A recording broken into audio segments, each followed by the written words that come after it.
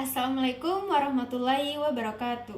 Perkenalkan, nama saya Sonia Melani dengan NIM 2311071027, kelas 2B, Prodi D4 Teknik Telekomunikasi. Baiklah, pada video kali ini saya akan membahas teori dan perancangan antena microstrip Baumti dengan frekuensi 433 MHz untuk jaringan sensor nirkabel. Berikut penjelasannya. Nah, sebelum kita memasuki pengertian antena microstrip Baumti, apa itu antena? Antena merupakan elemen terpenting di dalam sistem komunikasi nirkabel karena berfungsi untuk mentransmisikan dan menerima gelombang elektromagnetik di udara. 1. Pengertian antena microstrip Baumti. Antena microstrip Baumti merupakan varian dari microstrip yang memiliki bentuk dua segitiga sama kaki yang disusun atau yang dirancang dengan menggunakan aplikasi CST yang saling berhadapan yang menyerupai bentuk dasi kupu-kupu. Perancangan antena microstrip Baumti pada frekuensi kerja 433 MHz didasarkan pada kebutuhan standar karena frekuensi ini berada pada rentang yang umum digunakan untuk sistem komunikasi jarak pendek hingga menengah. Dalam antena microstrip Baumti, substrat yang digunakan adalah FR4 karena harganya yang terjangkau dan mudah didapatkan. Untuk ketebalan substratnya yaitu 1,6 mm dan untuk ketebalan tembaganya yaitu 0,03 mm. Yang kedua, metode. Pada antena microstrip Baumti ini, saya menggunakan 3 metode. Yang pertama, metode perancangan teoritis. Metode perancangan teoritis digunakan untuk menghitung dan merancang dimensi awal antena berdasarkan rumus-rumus dasar antena microstrip. 2. Menggunakan metode simulasi antena. Metode ini adalah memodelkan dan menganalisis antena menggunakan perangkat lunak seperti CST Studio. Tujuannya adalah untuk melihat performa antena secara virtual sebelum dibuat secara fisik, sehingga bisa dilakukan optimasi atau perbaikan desainnya. Yang ketiga, metode realistik. Pada metode realistik ini menggunakan PCB dengan substratnya yaitu FR4. Dan untuk pencatuannya menggunakan kabel koaksial dan konektor. 3. Tahapan perancangan antena microstrip Baumti dengan menggunakan aplikasi CST Studio. Yang pertama yaitu membuka CST Studionya. Yang kedua yaitu setelah CST Studionya terbuka, maka langkah selanjutnya yaitu memasukkan list parameter pada aplikasi CST tersebut.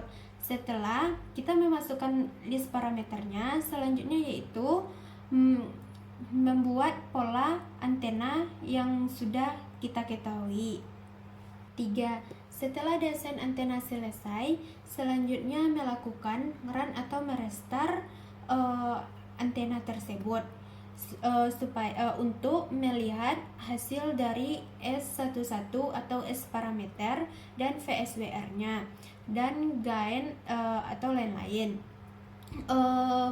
Untuk S11 S parameternya juga harus sama dengan frekuensi yang telah ditentukan tadi. Karena antena microstrip Baumti saya memakai frekuensi 433 MHz, jadi harus frekuensinya harus 433 MHz atau mendekati 433 MHz. Untuk nilai VSWR-nya juga harus mendekati frekuensi yang tadi yaitu 433 MHz atau 432,8 MHz. Antena microstrip Baumti berdasarkan hasil simulasi parameter S11 atau S parameter yaitu Antena mikrostrip Bauti bekerja pada frekuensi 432,8 MHz dengan nilai return loss-nya sebesar min 32,85 dB. Pada umumnya, antena dikatakan memiliki performa yang baik jika S11 atau S parameternya lebih kecil dari min 10 dB, sehingga hasil min 23,85 dB menunjukkan antena memiliki efisiensi pencatuan daya yang sangat tinggi. Yang selanjutnya yaitu VSWR-nya. VSWR adalah ukuran seberapa baik daya dari sumber ditransfer ke antena tanpa dipantulkan kembali. Semakin mendekati, maka pencocokan impedansi semakin ideal. Nilai VSWR yang di bawah 2 secara umum sudah dianggap baik dalam desain antena. Pada antena saya, nilainya yaitu 1,137.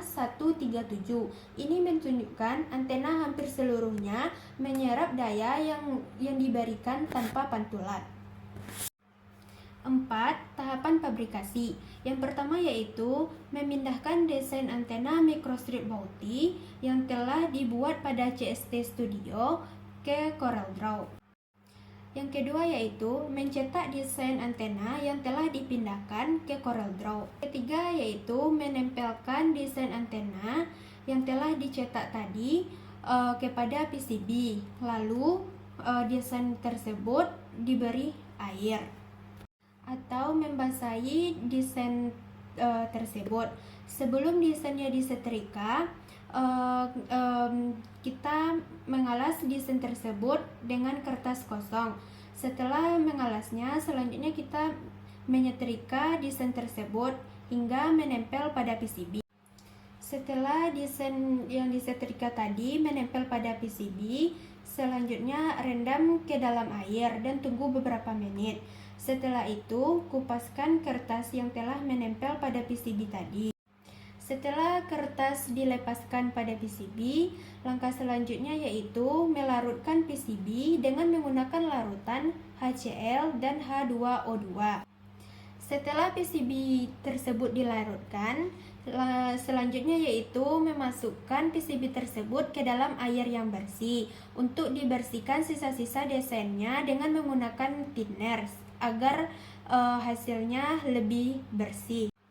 Setelah PCB tersebut bersih, kita bisa mengeringkannya terlebih dahulu atau lap dengan tisu.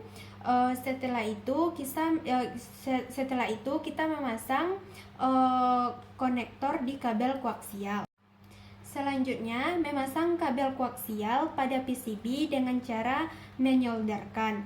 Setelah disolder, kita bisa melakukan percobaan atau simulasi dengan menggunakan alat network analyzer. Dengan melakukan pengujian dengan alat network analyzer tadi, kita bisa menentukan hasil antena kita apakah bagus atau tidak. Hasil pengujian dengan network analyzer yaitu terlihat bahwa nilai return loss pada frekuensi 433 MHz adalah min 9,27 dB. Nilai ini menunjukkan bahwa sebagian besar daya yang masuk ke antena dipantulkan kembali dan sebagian kecil yang diserap atau dipancarkan oleh antena. Min 9 dB ini sudah termasuk baik di dalam antena. Sekian penjelasan saya tentang teori dan perancangan antena mikrostrip Bauti dengan frekuensi 433 MHz. Saya akhiri dengan Assalamualaikum warahmatullahi wabarakatuh. There were pages turned with the bridges burned. Everything you lose is a step.